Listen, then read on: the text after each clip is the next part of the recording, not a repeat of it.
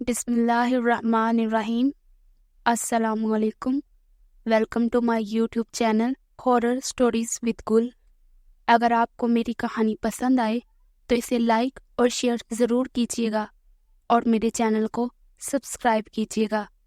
دوستو، کل آپ نے کہانی کا پارٹ 1 دیکھا، تو آئیے چلتے ہیں پارٹ 2 کی طرف اور سوچتے ہیں چیز تو ہے، پہلی لڑکی ہے زمین کی جو یہ کام کرنے میں کامیاب ہو رہی ہے، جسے ہم سے ڈر نہیں لگا۔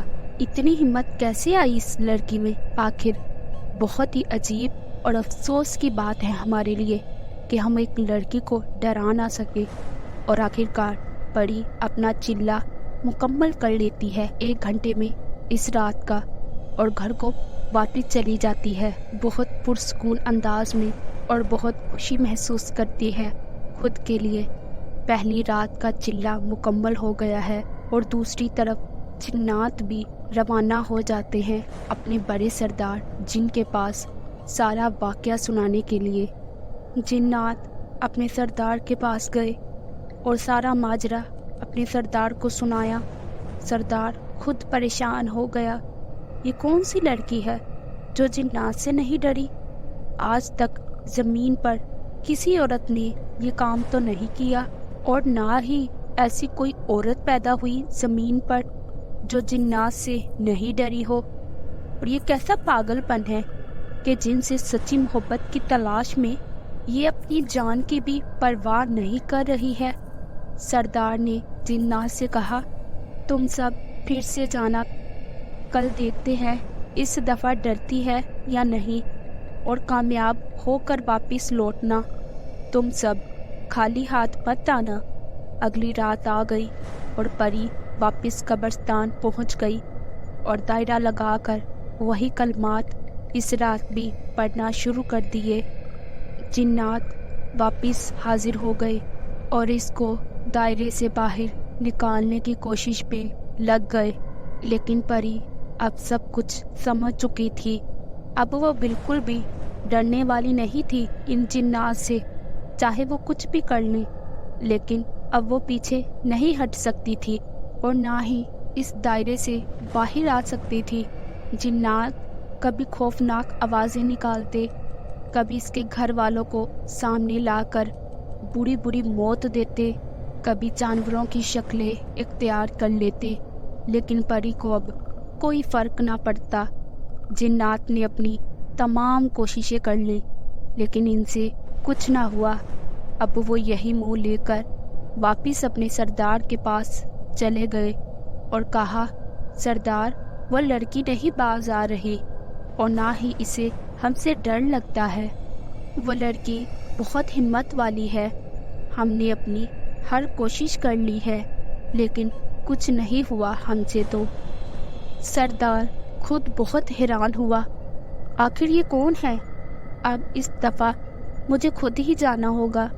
پری اب بہت خوش رہنے لگی تھی، اسے بھی امید تھی اب وہ کامیاب ہو جائے گی اور اپنی محبت کو حاصل کر لے گی۔ اب اسے اس وقت کا انتظار تھا، کب 50 دن پورے ہوں اور کب اس کی ملاقات ہو اس جن سے جس سے وہ شادی کرے گی اور اس سے محبت کرے گی۔ بانو اور بجلی پری کے گھر آ گئی پری کا حال چال پوچھنے۔ پری نے آج بھی بہت خوشی سے دونوں کے لیے چائے تیار کی۔ بجلی اور بانو نے دیکھا پری بہت خوش ہے تو اس سے پوچھا، پری کیا ماجرا ہے، بہت خوش نظر آ رہی ہو؟ پری نے کہا، نہیں، ویسے ہی خوش ہوں بس۔ بجلی بولی، نہیں، کوئی تو بات ہے، بتاؤ نا کیا بات ہے، اتنی خوش کیوں ہو؟ پری سے بھی اب نہ رہا گیا، اس نے ساری بات بجلی اور بانو کو بتائی۔ ان دونوں کی آنکھیں باہر آ گئی۔ پری کی بات سن کر بانو بولی، پری تم پاگل ہو گئی ہو کیا؟ یہ سب کیا کر رہی ہو؟ پری، کیا کر رہی ہوں؟ اپنی محبت کو حاصل کر رہی ہوں۔ بانو، پاگل لڑکی، ایسا نہیں ہوتا، انسان اور جن کبھی بھی ایک نہیں ہو سکتے، یہ ناممکن ہے۔ تم یہ بہت غلط کر رہی ہو، اس میں تمہاری بھی جان جا سکتی ہے۔ بجلی بات کو کاٹتے ہوئے بولی، پری کیا بات ہے تمہاری، تم کر سکتی ہو ایسا اور اپنی محبت کو حاصل کر سکتی ہو۔ بانو بولی، یہ بہت غلط ہے، ایسا نہیں کرنا چاہیے اس کو۔ بجلی، ارے بانو کچھ نہیں ہوتا، وہ ٹھیک کر رہی ہے۔ بجلی نے کہا، پری آج ہم بھی قبرستان تمہارے ساتھ چلیں گے۔ پری نے کہا، نہیں، تم دونوں نہیں چل سکتی ساتھ، وہاں خطرہ ہے، وہاں بس مجھے اکیلی کو جانا ہوتا ہے اور کوئی نہیں جا سکتا۔ بہرحال بانو اور بجلی اپنے گھر کو چلی گئی اور پری واپس قبرستان چلی گئی رات کو اپنا کام کرنے اور اسی کام میں لگ گئی۔ 30 دن گزر گئے، پری قبرستان جاتی اور چلا کر کے واپس گھر آ جاتی۔ اب جنات بھی وہاں نہیں آتے تھے، کامیابی اب بہت ہی قریب تھی۔ پری کو اب یقین ہو گیا اب اسے محبت مل جائے گی۔ ایک رات پری قبرستان آ گئی اور دائرہ لگا کر بیٹھی اور اپنا کام شروع کر دیا۔ دوسری طرف بجلی بانو کے گھر گئی اور بانو سے کہا، بانو چلو پری کے پاس چلتے ہیں، وہ قبرستان میں ہوگی، دیکھتے ہیں وہ کیا کرتی ہے۔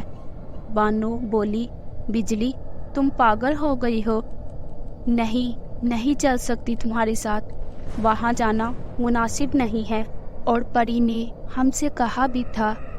بجلی بولی، یار کافی دن گزر گئے ہیں، چلتے ہیں نا، کچھ نہیں ہوگا۔ بجلی نے ضد کر کے بانو کو راضی کر لیا اور وہ دونوں بھی پری کے پاس پہنچ گئی قبرستان میں، اور دیکھا پری ایک دائرہ لگا کر کلمات پڑھ رہی ہے۔ وہ پری کے پاس آ گئیں۔ پری نے ان کو دیکھا تو پری کے کلمات رک گئے، اسے لگا یہ جنات ہی ہیں، اس کی سہیلیوں کی شکل اختیار کر لی ہے، لیکن وہ کلمات پڑھتی رہی۔